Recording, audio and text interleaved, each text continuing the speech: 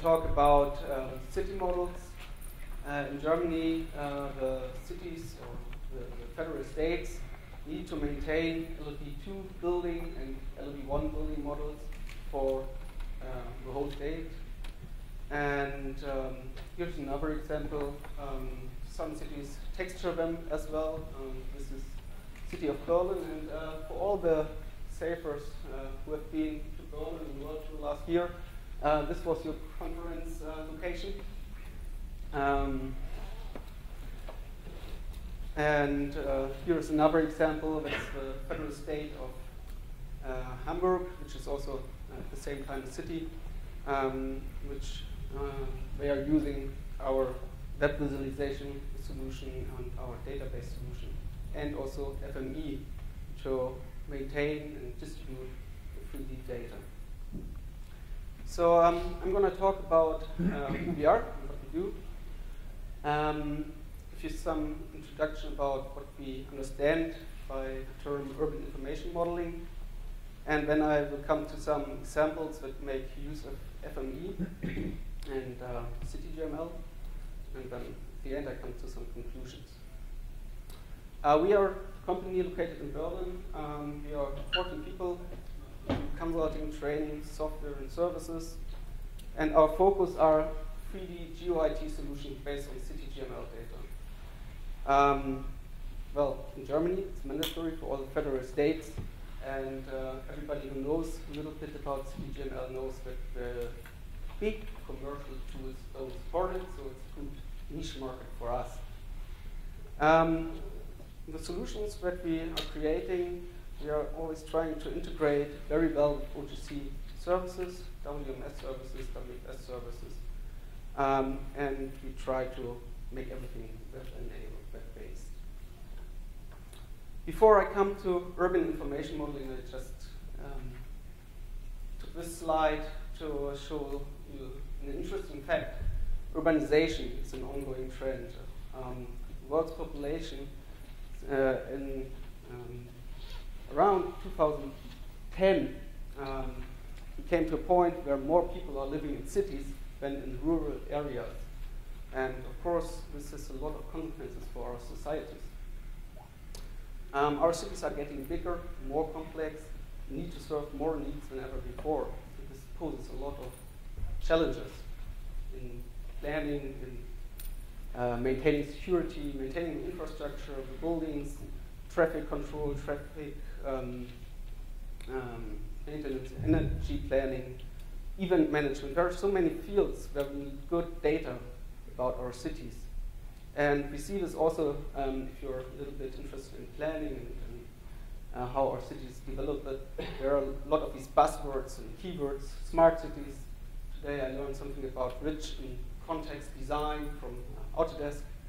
The whole idea is that we need integrated planning, analysis, and simulation tools.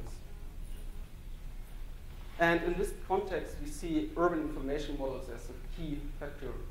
We want to have models that depict the city more or less as it is built, and that we can query. We want to query the model. How many buildings, how many roads, trees are there? How many floors has a certain building? What is the sealed area? What is the energy demand of the building? Or even make very complex spatial semantic queries, like from which window, from which rooms, from which buildings do I have a visible coverage of a certain place? Well, there are, of course, solutions for some of these questions, but there's not integrated solution. And this is also due to the data models that we use in 3D, or that we used to use. Many of them are very flat. So if you think about the ESRI multi-patch or ESRI 3D shape, there's not much information. It's more or less geolocated geometry. A little bit different is CityGML. The ones of you who attended the presentation before mine will have heard already a little bit about CityGML. I don't want to talk too much about it, just I took some part of the UML model and depiction of the building in CityGML to show you that Each feature, in this case a building, but we have also other thematic modules, can be represented in several levels of details. And as we go from level of detail 1, which is a simple box or block, to LOD4, it gets more and more complex. And the building depicted here maybe as a LOD3 building, where we have information about roof surfaces, wall surfaces, which windows are in which wall, about doors and buildings, and the building is also divided into 2 building parts. So we have a lot of information about this building. On each surface here, we could attach additional information. So this is a key idea about CityGML, to provide a data model that manages semantics, geometry, topology, and appearance of man-made and natural topographic features. And we think this is a pro for future applications. But on the other hand, it's very complex. Well, it took me quite a while to really understand it. And there are few or almost non-commercial tools. There's no real CityGML editor where I could open up a CityGML file and change the geometry and edit the properties and attributes. And there are also few viewing solutions. I think we had this just a few minutes ago. And still, besides these real big cons, we see a growing adoption worldwide. In Germany, in the Netherlands. We've been to Singapore, we are making a pilot on the CityGML. We had a workshop in Washington earlier this year. We are also very interested in adopting CityGML. And, well, this is a very interesting development. Before I come to what we do with FME and CityGML, I just want to introduce you the 3D City database. It's a database solution for storing CityGML data. It's open source. So, relational database model that can be implemented on Oracle Spatial or PostGIS. It's in use in Germany on a regular basis. And we have also an extension to that virtual city database, and it plays a central role in our solutions. And that's why I wanted to introduce it here. Here is this is just to show you that the whole CityGML 2ML model maps to a lot of tables. It's a little bit complicated. Don't want to explain it, but you can again see the different thematic modules that Christian Dunn showed before: the buildings, the plant and cover, land use, water bodies, and so this is database schema where we store our CityGML data. And based on that database, we have the web visualization tool, which is City Publisher, which we use to create these images that I showed in the beginning. Here's another example. So now, what do we do with FME in this context? FME is very important. First of all, FME supports reading and writing CityGML. And then, of course, you can start reading and extracting information from CityGML. You can start transforming heterogeneous input data into CityGML. You can automate process around this transformations and information extraction. And as given this, it has become a core technology in our solution. And this is actually put on. Okay, here are 3 examples I want to show you. Transforming data to CityGML. We have done in the last 4 or 5 years a lot of customer projects where we did a lot of different transformations. Shape, Polygon Z to CityGML building features,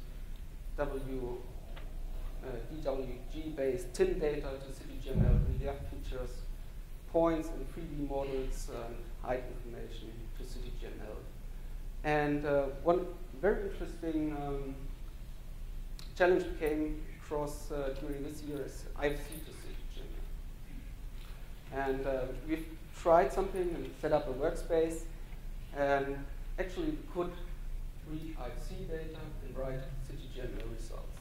Here's one example here maybe is another one we made together with Dean Hinz from Safe Software.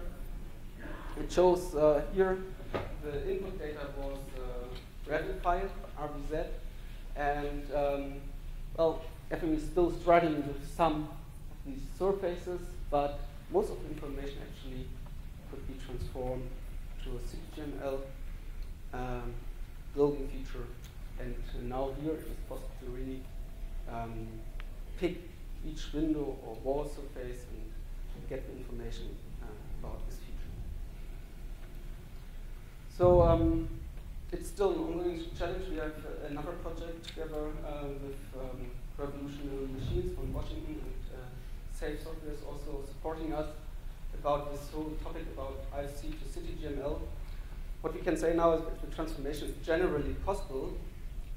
What comes out looks fine in most cases and validates in the CityGML schema. And still there seem to be bigger issues that can be are in the nature of the two data models in IFC and CityGML. So in IFC, a wall is a solid. And if you want to map that to CityGML, you want to have the outer side of this wall being a wall surface and the inner side being an interior wall surface, which actually would be the border of a room. So, and it's not easy to set up a process or to make a decision if the wall is outside or not with FME. It's a complex problem. If anybody knows how to do that, I will be very happy. In the meantime, we are talking to Thomas Liebig, who's the maintainer of the IFC data model, and we are thinking about defining IFC views that will enable us to do an easier transformation. Another example is also based on a customer project. The task was to transform well-defined input data to CityGML and then create a metadata record in GeoNetworks. It's an open source project for storing metadata, and import the CityGML data into the 3D City database. And we have implemented this in more or less one workspace. So we have different types of input data, point shapes that point to open flight models, RGB, this was the texture files for the open flight models, CSV files contained a lot of attributes about our features. TIFF was to represent ortho imagery and terrain data. And then we set up a workspace that will read this data and use some filters to define into which feature classes of CityGML, which features will be transforms the data into CityGML, writes it to a file. Then do some statistics on the data and the transformations to create a metadata record, calculate the boundary, and then use an HTTP uploader to insert the metadata to GeoNetworks, and write a 3D CityDB importer configuration file. There's an import tool to import data into the 3D City database, and it uses XML-based configuration files. So we use an XML template to create this configuration file. And in the end of the workspace, we do some Python scripting with shutdown script that will, if the transformation was successful, trigger the 3D City database. It was a very nice project. I cannot show anything about it because it was in defense or simulation industry. But what we want to do is to the general idea of this workflow, implement it to enable people to constantly use this process to catalog the data that they import into their city database, and so that the database constantly grows and is maintained. Which brings me to another important point. As I said, there is hardly any software that can really read CityGML, work with CityGML. And now you have this nice 3D city database with a lot of CityGML data. Maybe also every building is represented in several LODs, and you have a lot of potential end users that want to use this data. Yeah. If you serve them CityGML, they will go nuts. So our solution here was again to use FME, surprise, and create a custom reader for our 3D city database solution, and then do data transformation in all these common 3D formats. So ESRI multi-patch, 3DS for 3D Studio Max, KNZ for displaying in Google Earth, 3D PDF, and created this workspace and then set some publish parameters so that users, when they run it, just have to enter what they want to get. And this workspace actually was developed by Jens, who's also accompanying me, and he did first steps when he was here in 2009, I think, or no, 2011. And it has grown and grown, and it's much too complex to explain it. But the end user actually just sees public parameters. He can choose what feature classes he wants. If he wants to have a single object selection or bounding box selection, and then runs it and will get data in the format that he needs. So what we have achieved by this is that users can very easily select the features and area of interest they want to extract, select the required lot levels and appearance themes that they want to use, and select the target format. And then the whole data extraction through more transformation is automated. And this solution has is in use by City of Hamburg, it's in use by City of Vienna, actually, and also there's an evaluation of this going on in Singapore, and we are looking really forward to have more success with this, because it really helps the people to bring the data to their end users. This is again the export, the distribution process. But here we have combined it with our 3D web mapping solution. The idea is really that you get what you see. So here a user can draw a polygon in the city model and then select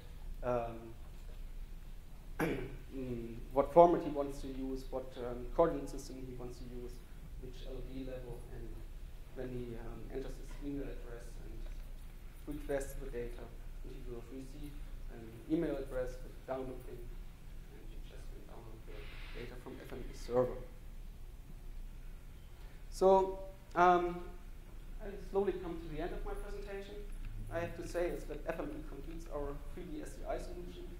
We just, instead of developing export formats for our database, we just use FME and have developed some workspaces that help us to speed up the processes, to automate them, and together with the database solution and our web visualization solution, we see this as our 3D spatial data infrastructure solution and distributed mainly in Europe, but also internationally. So I come to summary. FME enables our customers to transform their existing data into CityGML. It supports them to build up and maintain 3D geodatabases based on the CityGML standard. And it enables them to distribute the data to their customers, to their end users who really make use of the data for analysis or simulation processes. And developing all these processes actually is a lot of fun, and FME, or safe, always offers very valuable, great support, fun to work with.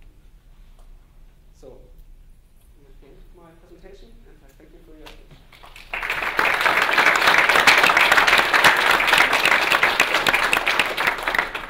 Do you have any questions? One question I'd like to ask is, what's the largest data set you put into the database? How many buildings? How large is it? Berlin, for example, has 500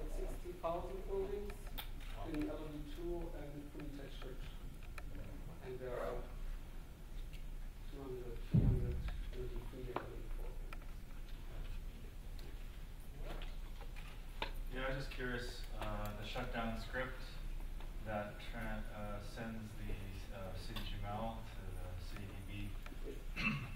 I noticed how you upload the metadata. Would it be useful for you to have some sort of feature extractor that could write CityGML at the record level, and then so you have XML that you could send to the database directly, or? No, actually not, since the FreeSky database is not an XML database. It's a relational database model. Right. So we just write CityGML and then use the import tool because it's very fast and it's the import database and tool runs on every platform. Right. Right. Okay. How about the 3D model update? That is the whole. Yes. Separate. We have created for this import tool, actually, we have created an extension that will, if you have a new CityGML file, it will look for each feature in the CityGML file if there is an existing feature in the database by looking for the IDs and also by doing spatial matching. And if this feature already resides in the database, it will be updated.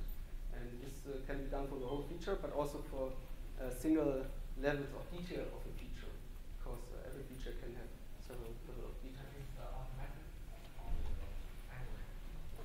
It's well, you get a report that will tell you if the feature can be integrated, updated, or not, and then you need to just press a button if you want to integrate or not. So it's not fully automatic, but more or less.